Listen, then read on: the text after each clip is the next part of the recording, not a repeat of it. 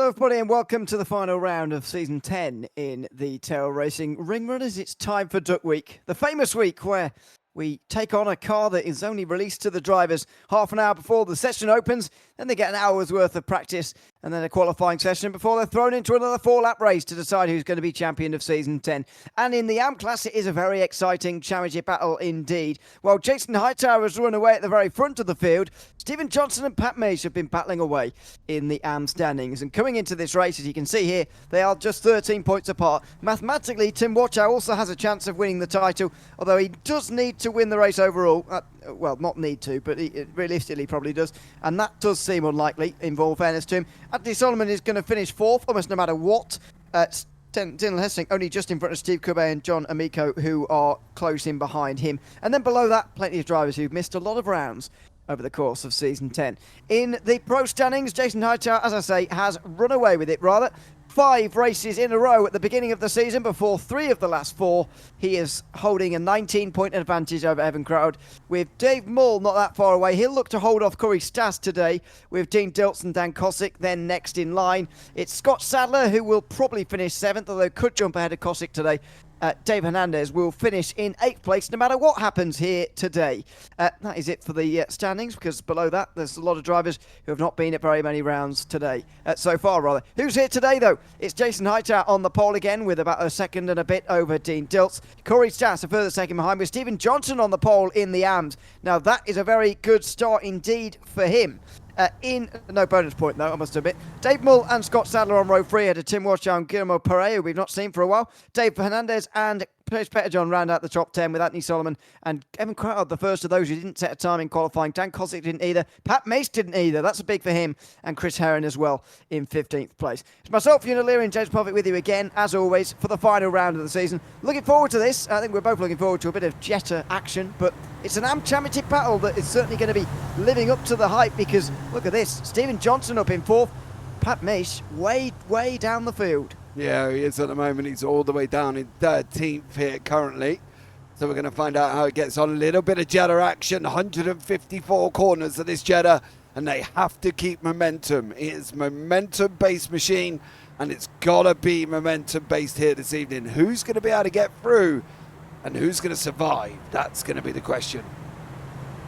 And who's going to break the slipstream? That's going to be a huge thing here tonight with the car the way it is. Into the final corner then and up towards the start line. Only this short Nordschleife tonight. I say short, it is still over 8 minutes long as Jason Hightower brings us out of the final corner, and we are racing. Even if it doesn't look like it at times in this car, we are racing down in towards turn number 1. Hightower in front of Diltz, then Stas and Stephen Johnson taking it to Dave Mull through turn 1. He wants this AM Championship and he keeps his 4th place overall, which is going to help him, of course. Points scored on an overall basis means he's 9 points ahead at the moment. And as it stands, very close to championship winning position as it stands in this race. Yeah, he's putting himself in with a great shot straight away here for Stephen Johnson. Going to be an absolutely stunning one if he can keep it on the racetrack, and Pat Meach don't really move from where he is. He's got Dan Cosick, Chase Petterjohn, Krautfeld, Hernandez, all fast drivers in front. There's Anthony Solomon just leaving pit lane there in the Liverpool liveried machine. I don't know why I'm surprised, but he has got a Liverpool livery on again. But Jason Hightower here on that run down into Arenberg at the moment. You see these cars, it's quite amusing. Topping north of sort of 115, maybe 120 at the most here. It's going to be very interesting. I do love Jason Hightower's pace car livery livery. Looks amazing. Very good.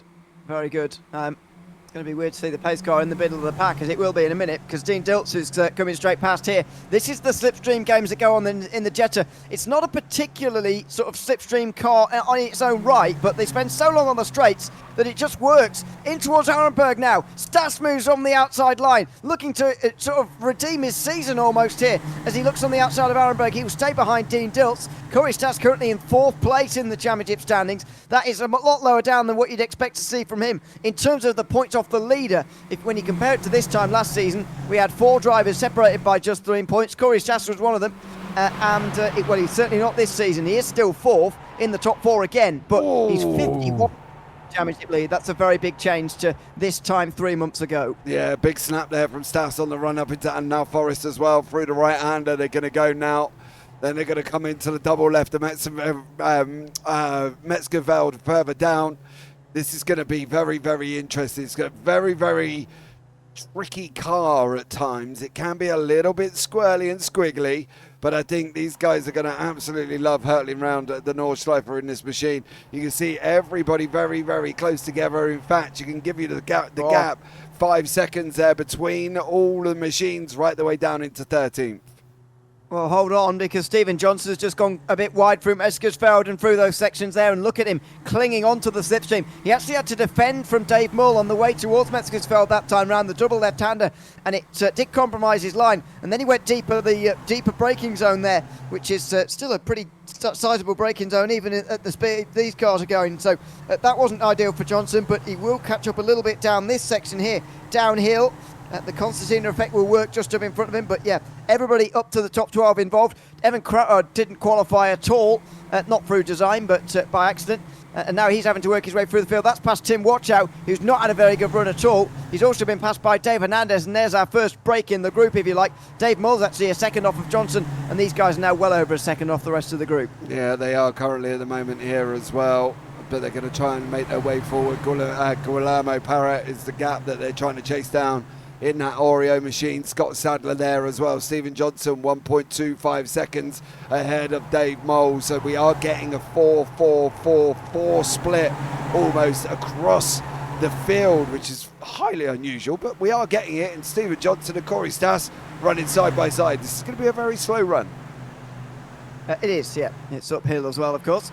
And so slipstream will be helpful, but Johnson probably could have just bumped Stas there, bumped him into line, because he'd have a better chance of maybe getting a better result in this race. But anyway, he decided to go alongside him, and now they've really lost the front two. Dean Diltz has done a good job though to stay with Jason Hightower, and in behind, Sadler not doing the same to Mull. So again, bad teamwork happening here tonight. Normally they're quite good at this, but bad teamwork tonight, unfortunately, as Sadler tried to get alongside Mull. That's going to get them nowhere, and that's not going to catch them up to the leaders either. So that was a bit of a straight of nothingness there for Sadler, I'm afraid. Oh, it's all lively back here. Who was that over the curve? Oh, it's Pat Mace. Dear oh dear, you don't want him going over the curve through there, and that could have been disastrous for him. He drops back now behind Chase Petterjohn, who moves up to 11th. This is dangerous times for Pat Mace in this championship. He's only 13 points ahead of Johnson. He's 8 positions behind him right now. Yeah, it's going to be very, very close. You can see Evan Krautfeld and Guillermo Parra were running side by side there in through the carousel. And Krautfeld does come out on top of that one, but Tim Watchow there as well, Dan Kosic, Chase Petterjohn, as you say. Misha's got to be very, very careful here, because otherwise this championship could be over. And if he does win, well, he's a lucky boy at the moment, but is he doing enough that he doesn't need to climb anymore? Ewan, is he doing enough that he knows he can still win the championship from where he is? By my maths, he's got a 2-point gap in his favour. He's losing 11 as it stands in my maths, but he's only got 2-point gap. So, and he has got the positions to lose this on the road. So Hernandez and Solomon obviously behind. That doesn't factor in the fact, of course, that we do have a fastest lap and point. So that's 1 point for the fastest AM driver over the course of one lap. We haven't had one lap yet, so we can't really mark that. And there is 3 points for the overall fastest lap. It'd be surprising to see Stephen Johnson get that, but if he could, then he would be leading the championship. Yeah, he would, and we can see how he comes out on this final run here for Stephen Johnson. Is he going to be able to keep this car on the circuit here, or is he going to make a little bit of a boo-boo? Well, let's hope he doesn't, because he is putting himself in the best possible position he can to take this championship away from Pat Misch. So this AM battle is not done. I think the pros is a little bit more sewn up. However, with Hightower again, this man has been absolutely unstoppable. You know, the first 5 in a row, then he got 2, didn't win for 2, then he won the next 2, wasn't here for the Nissans, then he went and won the TCRs. So, you know, what can you say about Hightower this season? Exactly. I don't know what's got into him, to be honest, because it's not like I guess we've got a couple missing from previous seasons, I suppose, but even so, this is Krautwald, who has unfortunately been undone tonight by the fact he started so far behind. I can't see him crossing that 4-second gap, but you can see he's quick. Down the inside of Scott Stadler, and through he goes into 6th place. This is a shame for Krautwald. He just needs to get a lap on the board, and he would have been right in the game for the win today. Yeah, but can he bump draft these guys down the straight? Can he do it? Because are these guys going to cooperate with it? Ooh, Dean Dilt's there. No, not Dean Dilt's. Corey Stas taking a long way. What do we think at top speed? 120, 125? Probably already reached it, to be honest. Here we go. Does Dilt's bump him or not? Well, yeah, there is a bit of teamwork. Oh, hello, careful. Dear me.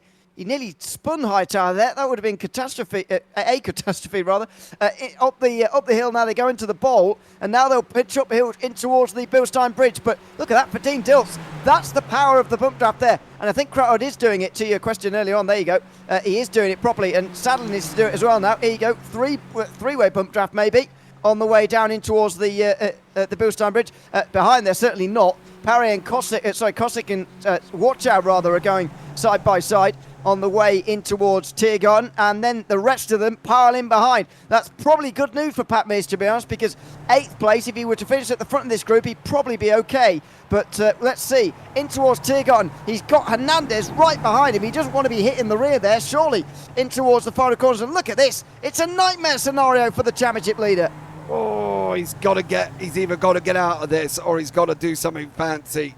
He's got to try and either, I don't know, I would say drop back to the back of the pack, because that's even more dangerous, but he's got to do something here. Pat Mears, he's locked in this battle with Chase Petterjohn, Dan Kosick, Tim Watchow, Guillermo Parra, Scott Sadler's all in there. It's going to get very, very scary for Pat at the moment. He's got to make sure he can do this right. Dave Mole, Evan Krautfield, Hightower, Dilt, Stas and Johnson all working, I'm going to say working together. Ewan, I think loosely would be the terminology here. But Dilts did a great job down the Dottinger pushing him along. He did, yeah. Surprisingly so, actually, as well. I didn't think they would cooperate like that. I thought they would think, well, we're in the lead, so why not? Let's have a fight here. But no, they certainly wanted to give it a go here. See if it's the same on the way towards Schwedenkreuz this time round. Dilts was pretty queasy about going side by side last lap, but that might have been because it was lap 1. Let's see, he's a bit further alongside, further down the straight this time round, and I think he is going to get the lead, and the pace car might well be pushed down into the middle of the pack for the first time as Dean Dilts comes past, roaring past indeed, on the outside line in towards Schwedenkreuz. Is he going to keep his nose in there though, Jason Hightower? He certainly is. Side by side between the two leaders. On the way down here towards Arenberg, very near to the grass actually for Dean Dilts. He's on the inside line. Hightower around the outside, and he keeps the lead again. Yeah, Krautfield's trying to go to the same situation with Mole, and then we got Dan. Oh my God. Somebody's on the grass. That Mace. Is that Mace off? Or is that... No, it's not. Sorry, it's Petterjohn. Yeah, Petterjohn's off. But look card. at this. This is just mental here for Pat. He's got two people running side by side down the hill coming into Antenau Forest. This is not nice. This is not what you want to see. One of you back out. One of you back out. They're not going to... He's going to go wall. Oh, he's in the fence. Oh, he's got away with it. And Mace goes around the outside. Brave from Pat Mace. But he needs it. Down the inside of Dan Kosick now, the former RAM champion from 2 seasons ago. And Pat Mace has got him. That was brave, but required. As you said, needs to do something fancy to get out of this. And by the way, in front of them, Tim Watchow got off the road completely there. But Pat Mace has got himself through on at least a place in that exchange. Yeah, he's got to just pick them off one by one as we're on lap 2. Back up front, Hightower, Dilts, Stas, Johnson. Then we've got Krautfield. Mole's dropping a little bit away from him at the moment, so is Scott Sadler. Oh, no! Watch out, Hernandez! Mace was definitely involved. He's got damage. Oh, well, Watchow's got more, but yeah, look at that. Oh, we'll have a look back at Spinelmore in our replay run-throughs a little bit later on, but Pat Mears now dangerously involved in something he didn't really want to. He's sitting 3rd overall at the moment, so that's not a bad job for him, but I can guarantee that incident was not what he wanted. No, and he's definitely not going to get the 3 bonus points for finishing the race without an incident as well now, because he's not got that front end damage for fun. That has certainly been with contact. So 5 positions currently between Johnson and Mace. 2 bonus points going in the favour of Johnson. We can't count the fastest laps yet because the fastest lap from last lap completely pointless. We'll have a look at the end of this lap. But at the moment, it's going... Johnson is gaining only 7 points. He needs 13. So he needs he's got a long way to go yet. Even if Johnson's still got the 3 bonus points for 0 incidents, he's still not got enough. So we'll try and keep an eye on that over the course of this race as well. I'm not sure I've seen Johnson off just yet, but it's quite hard to get 0 incidents if you're going to be bump drafting, as I think he might be in a moment. Or is he just going to back away from Corey Stas here? What does Stas do as well? He's got to push Dilts, otherwise Hightower's going to win this race. And there you go. He's going to push him back into line, and Jason Hightower just pegged back again after all his hard work through the first half of that lap. Yeah, he just brought it back under control a little bit here. Didn't allow Hightower to run away, which is also, well, it's good. They don't want to allow Hightower to run away. Dan Kosick is doing the same for Pat Meesh, trying to push him back up to Guillermo Parra, who's lost the draft to the guys in front. So he's driving very much on his own, but he's got to be careful here for Kosick not to push him, well, exceedingly hard in a corner. It's like NASCAR. You bump in the corner, you're going to be in trouble. And Kosick is just backed away a little bit. But Hightower, through the carousel they go. And Dean Dilts is still there, Stas and Johnson. So Johnson, well, he needs to get to where the end, right? But I don't know how he's going to win this. It's going to be tricky. But as we just seen with the incident through Meskersfeld a moment ago, anything can happen back there to Pat Meesh.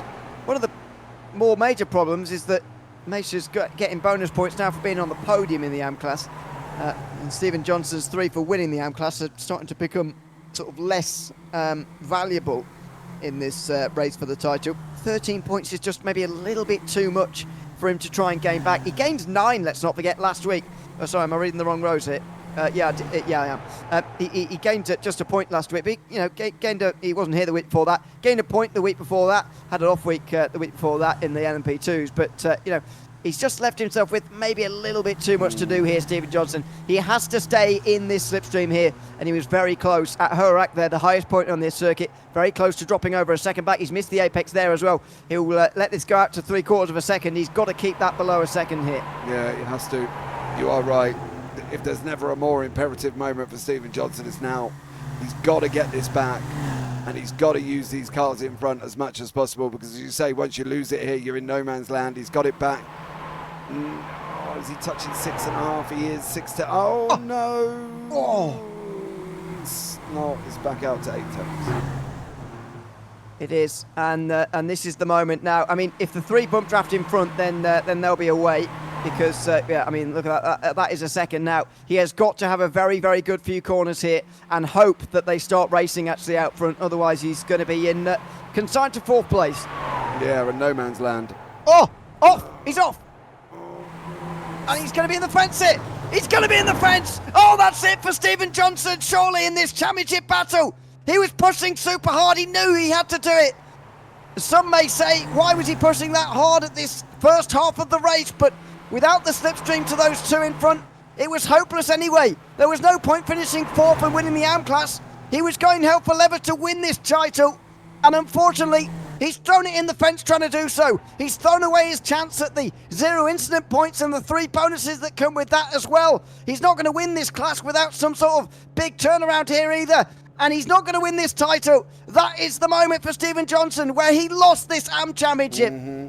Yep, agreed. Dean Dilts and Hightower. Oh my God. Why are they doing that? On a straight. Maybe not if they do that. Dear, oh dear. And where's Stas going to go, by the way? Where's Stas going to go? 0.2 of a second. Through the middle, maybe. Surely he's not going to do that on the way towards Tiergarten. No, he's going to have to go either side or just brake. And there you go, he will just step in behind. So Hightower versus Dilts. Hightower's led almost every metre of this race so far, but Dilts is now going to finally get himself in front, and he's going to lead lap 2. Yeah, great job from Dean Dilts. Scott Sadler, Dane Mole running side by side. Mole comes out in top. Pat Meesh pushing. Dan Kosick. Chase Petterjohn in behind. Solomon's caught them back up as well, hasn't he? Solomon, fair play. Oh. Kosick sideways. Oh! They're going off, surely. Yeah, there you go. Well, wide anyway. Great racing between the two. Fair Johnson play for pit that one lane. up. Johnson's pit lane. Yeah. Oh, it's going to be a long stop. Tyres. He's forgot. Yeah. He's forgot to inject that could tyres. have been been fast repair now. It's going to take ages. Oh. And he might have accidentally filled it up with fuel as well. That will take a year. A year. He'll be there in 2026 before I was for Stephen Johnson. But that's one way to throw the championship. Pushing, I get. Tyres, not so much now. Well, yeah. I mean, obviously, he didn't plan to make a pit stop, so he hasn't made his strategy properly. So that's always going to happen. But, you know, as I said at the time, a lot of people will say, you know, there's still 2 laps to go, why doesn't he just relax? But I actually think the race was going to get away from him there. If he didn't push there, get within a second, he absolutely had to do it. It looks bad now because he's been in the wall, but he kind of had to do that. Otherwise, you know, if he'd have just, put it this way, if he'd have just stayed on the road and finished 4th, I'm not sure he would have won this title or got anywhere close to it. So he was going for the title there. And pushing 100%, and I don't blame him for doing that at all. No, definitely not. Evan Craftfield, Dave Moles, Scott Sadler side by side on the way down into Arenberg here. Hard on the brakes from Moles, still managing to hold on from Sadler, which is a good job. Dean Diltz, oh, I thought Hightower weren't there for a minute, but he was that close I didn't actually see him. Oh no, not hello. Forest. Here we go again. And this time they give each other a bit more room than what we saw further down the field. Diltz versus Hightower into the chicane. Great racing between the two. Diltz is going to have the inside here though, and watch out for Stas. Oh, his line wasn't very good there, and so he's going to just watch the 2 in front. Look at that, still side by side towards Meskersfeld. Yeah, going to come running down now, aren't they? Oh, I don't know how well this is going to work out, Mr. O'Leary. Hightower does grab it. Now through the left-hander they go, and Hightower's back out in front again. So Diltz led for a brief moment. It was rather brief, really, and so Diltz gives that over again after about a sector of this Nordschleife. Well, they're quite a drawn-out overtake, to be honest, from Jason Hightower. We saw in qualifying, Hightower was the fastest of these drivers, and I guess that's no surprise. More than a second over the rest of the field, but with the slipstream, Diltz and Stas are very much in this race, and this is going to be an entertaining battle for at least the race win here in the final race of the season. Yeah, it is. East Spray going to continue to fight it out. Chase Petterjohn and Anthony Solomon. I've got to give Solomon props, right? He come out of pit lane. It was about 10 seconds at one point, and now has just pulled him all the way in and has made himself on the podium of the AMS. But great job from Anthony Solomon there. Yeah, he has done a very good job indeed. I thought Christopher Herring would join him actually starting from pit lane, but unfortunately Herring has not started this race. He's got 14 starters, but all still in the race. Only 1 stop so far for Stephen Johnson, just over 20 seconds in the lane. And that has unfortunately put paid to our championship battle that we were enjoying a few moments ago. It's the only battle that's really been fought over. While it's theoretically possible for Jason Hightower to lose the championship to Evan Craftfield at the end of today, it's not likely at all, especially with Hightower fighting for what looks like another race win. It would be at win number 9, by the way, if you can get this. It's bonkers, isn't it? 9 out of 12. 3 quarters, is it? Have we had 12 races? Yeah. Yeah, it's the 12th one, isn't it? Yeah. To take 9 wins is just absolutely nuts from Jason Hightower. Does make you wonder how he's not further away in the championship, doesn't it, really, in conjunction? 3 drop weeks. Yeah. Effectively, he's got obviously 9 scores count at the end of the season, or 8 up to this point, because we only had 11 rounds. Effectively, he's got 8 wins. That's a crazy total points that he's got going on at the moment with his drop points, 277. I'm not sure what 277 divided by 8 is, but it's over 30, that's for sure. And you get 30 points for a race win, so you do the maths. That is a serious amount of points for Jason Hightower. As you say, it's kind of surprising that he's not further in front, but when you've got to hand it to him. Evan Craftfield's 8 scores that count are all in the top 5. He's had a good season, just not compared to Hightower. I think Hightower might have just had one of them seasons that we might not ever see again. Maybe, yeah. I don't think we will see Hightower's season like this that he's had already again. Sadler and Mole just swapped places. Oh, that'd be why. Dave Mole popped out the carousel. Sadler said, thank you very much for that one. Yeah, I think this is a one-off for Hightower. I don't think we would see this amount of domination that he's had this season ever again in this league. I think this is one of them record seasons where we're going to sit back and think, wow, that was just nuts. Yeah, I think so. It's one for the history books. It kind of makes me think a little bit about next season. Not to go too early on the talking about next season business, but going into next season, just what are we going to see in the way of sort of resistance to Jason Hightower? I mean, we haven't had Pat Labrosse admittedly this season, and we haven't had Rick Putnam either this season in any sort of a regular manner. We've only had Pat Labrosse twice, and that was quite a long time ago. I don't think we've seen Putnam this season actually at all, have we? No. And obviously Corey Stas was a lot closer to the front last season. Crouchard up there again this season. But Hightower has just gone to another level. I mean, total points, Pat Labrosse last season, Corey Stas last season won the championship with 308. So, that's actually, they had an extra round. So Hightower effectively one less round is going to score the same. This is just one of those seasons, it looks like. Yeah, absolutely. I think this is just a one-off that people here are going to sit back and think, wow, it's been incredible. But, Corey Stas, Dean Dilts, all doing a great job this season. Everybody who was here continuously would have been doing amazing. But I think at the end of the day, it's just been Hightower's season. He's just, I don't know, he's just dominated. Yeah, he really has. Let's see if you can underline that dominance with one more show of strength here in the final round of the season. He's got a lap to go after this one. And don't forget, he lost the lead into the Tiergarten last lap, so he might be thinking maybe second place is the place to be going on to the last lap here, and he might just try and facilitate that, fabricate that in the next lap also. Let's see as Dilts gets into the slipstream. Is he going to have the same idea? Because first lap round, you got to remember, Dean Dilts did go for the bump draft instead of the overtake. Let's see what he does this time round. I think it's a bump draft instead. There you go. You can see the way that Hightower's car is squirming under the pressure that's being applied to that rear bumper at the moment. And there you go. Dean Dilts says, I want to be second going on to the last lap. Actually, that gives me a much better chance of winning this race. And so Jason Hightower hasn't got a choice. He's going to lead them onto another lap. Or is he? Was Dean Dilts just waiting for later on in the day here as Stas goes alongside? What's he going to do here? Does he get into second somehow? No, not quite. Dilts slides in front of him and they stay as they were. That is tactical from Dean Dilts. He could have gone through, chose not to. Yeah, I think this is going to be a last lap thing, but me and you are both aware that that is not always the best policy from drivers, and we have seen that multiple times ourselves of drivers leaving it to the last lap here. Yeah, it's happened plenty of times in the past, and it will happen plenty of times in the future, waiting for the last lap at the North Side. And meanwhile, in the background, Dan Kosick got past Parry on that lap. Pat Mace is still in the battle for second place with Solomon and Petterjohn, but all he has to do is not crash in the remaining part of this race, and he will become the AM champion here this season. The real battle is going to be between these guys for the win in this Duck Week, this final race of the season.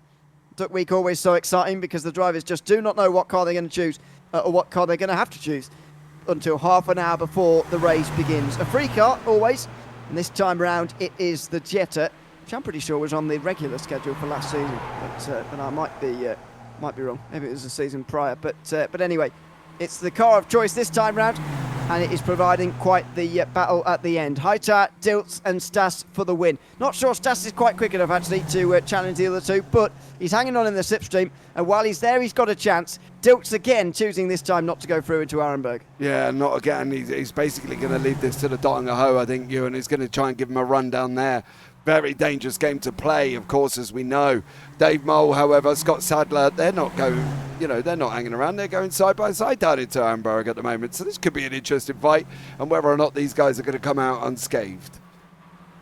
Don't forget, this is Mull getting back past Sadler after falling out the carousel on the previous lap. He just dropped behind into 7th position, or 6th position rather. He's now back up into 5th. So that is Dave Mull retaking a place, really, but it's going to be very hard for him to break the slipstream in the next 2/3 of a lap or so before the long back straight. There could be a very similar situation heading towards the line for those two in that battle for 5th place. Yeah, absolutely. And Sadler again is going to be tucking in, trying to wait for the Dottingham once more. Down in the arms, Chase Petterjohn, Andy Solomon. Solomon is on a flyer. I've got to give him, he's rapid. in this little chatter. He's caught up to the back of Pat Meach now. Chase Petterjohn putting that car aside. Oh, Pat. Where's he going? Oh, careful. Dear me. I think that might be a slowdown. Just a bit. That was dangerous from Meach that time. That was a bit bonkers. We'll have a look at that a bit at the end, I think, from that one. But he did have Solomon up behind him, but that's kind of all gone out the window. Scott Sadler with Dave Moe, of course, and Hightower, Dietz and Stas for the final time on the final lap here. It's for Siphon, the scene of, bizarrely, three race winning moments in the first 3 weeks or something? Something really bizarre was happening down there at the at that chicane. I remember the GT1s were certainly settled like that. And possibly the NP3 as well. I think it was the first 3 weeks. Remember, it was a Corvette GT1 that spun around all those weeks ago. It's weird how those one parts of the circuit, not a straight, like what's going to settle this race, but just a pretty innocuous downhill right-hander into a left through the middle of this circuit settled the first 3 weeks. But there you go, one of the strange coincidences of this season, the way that worked.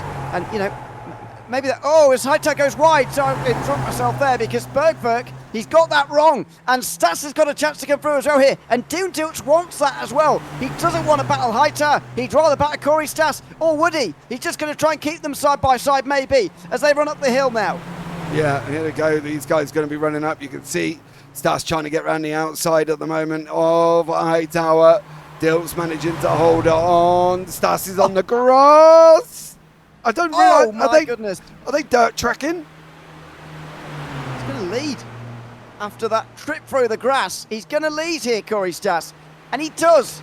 Oh, well, maybe. He's still got Dean Diltz alongside who just tucks in. Oh, and Hightower doesn't want to be third. He knows that's too far back. And so what's he going to do to try and get past Dean Diltz? I don't really know what Hightower's going to be able to do here. I've got a funny feeling, right? This could be a freeway run down the Dottinger Hoe through Tiergarten, and then whatever happens after that, I can't tell you. But it's going to get absolutely spicy if these three are still together by the time they get onto the Dottinger Hoe. And look at Crautard as well, just looking on longingly at the front of this field. He would have been involved in this if he'd have just set any sort of lap in qualifying, but he started at the back. Oh, Hightower nearly dropped out the carousel there as well. Half a second. You'd imagine he'll have the speed to just catch back in. He won't have the same problem Stephen Johnson had. He should get back in time.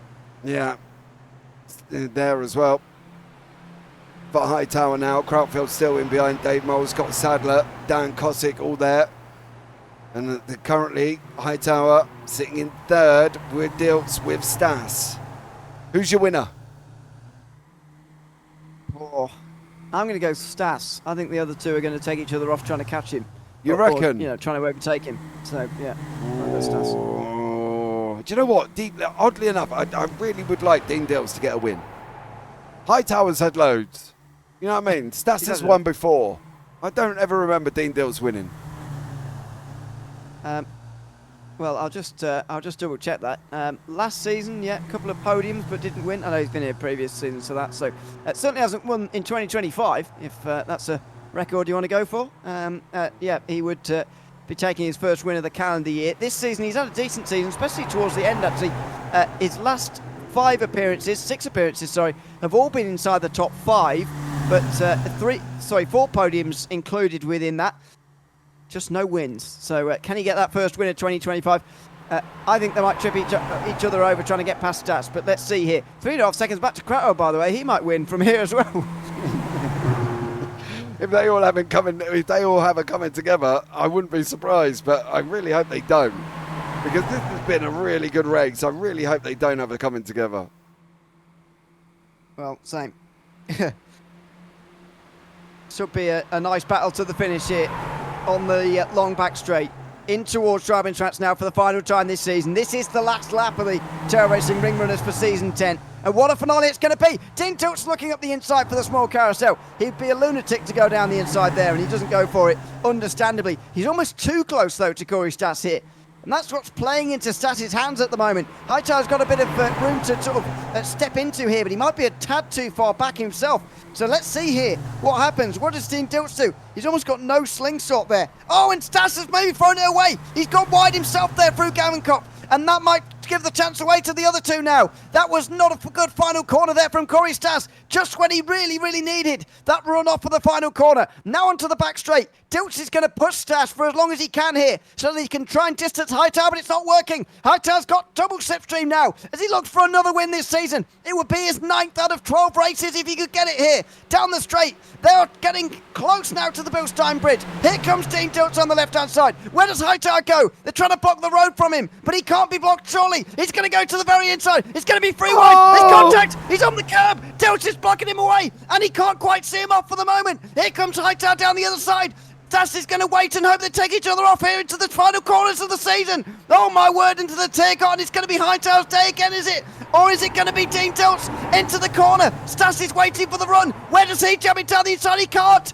Hightower's going to stand it on the apex, and he's going to win again. 9 times in one season. Jason Hightower takes the victory in the Tail Racing Ring Runners. This time perhaps the most dramatic of them all. Just under half a second ahead of Dean Dilts and Corey Stas, who he had to fend off fiercely at the very end. Yeah, that was great action there from the three of them. I thought with you there might have been some form of drama. Touch wood, there wasn't, so we're looking forward to that one.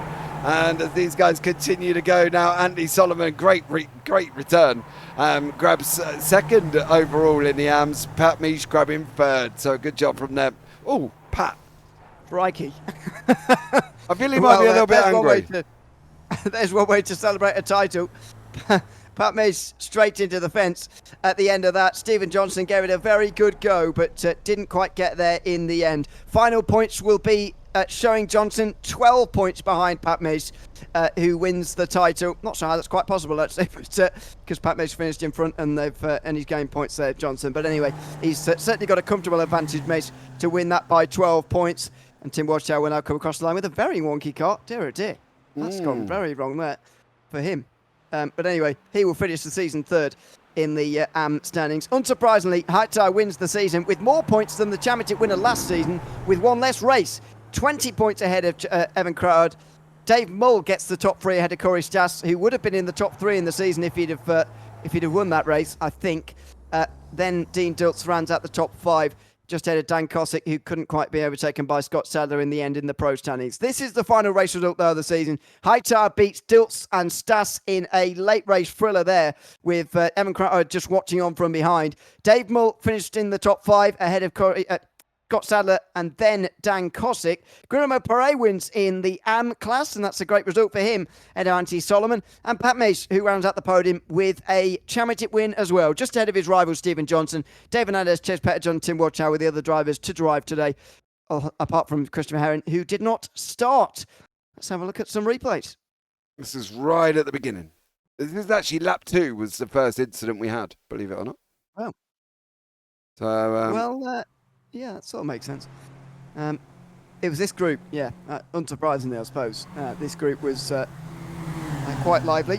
So that's where Petterjohn went off on the right-hand side.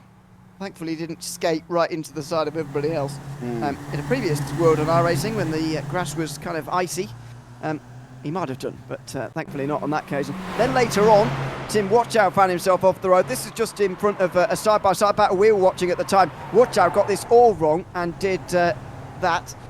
It's very similar to what Pat Misch ended up doing later on in the race, although Watchow didn't quite go full out through the curves. And then a few corners later, it all went wrong, unfortunately, for this group. Dave Hernandez involved there as well. This is right in front of the AM Championship leader, Pat Misch. Big spin.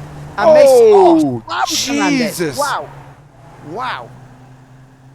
Punched him. And don't forget, he was teetering on the edge of championship losing position here.